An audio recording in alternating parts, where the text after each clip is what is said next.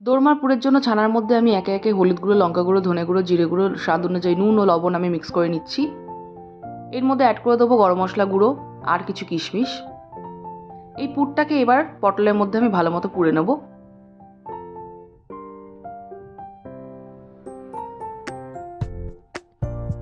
কড়াইতে তেল গরম হয়ে গেছে, এর মধ্যে পুর ভরা পটলগুলো আমি ভেজে নিলাম। ওই তেলের মধ্যে আমি গোটা গরম মশলা ফোড়ন দিয়ে দিলাম টমেটো, আদা, লঙ্কা বাটা আর জলের মধ্যে মিশিয়ে রাখা ধনে আর জিরে গুঁড়ো।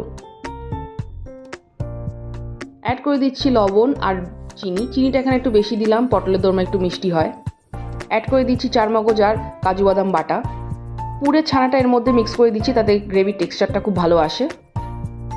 অ্যাড করে দিচ্ছি জলটা ফুটে উঠলে এখানে অ্যাড করে দিলাম পুর ভরা পটলগুলো। গ্রেভিটা কষে উঠেছে, এবার এর মধ্যে অ্যাড করে দেবো একটু গরম মশলা গুঁড়ো, ঘি। ব্যাস তৈরি হয়ে গেছে পটলের দোরমা।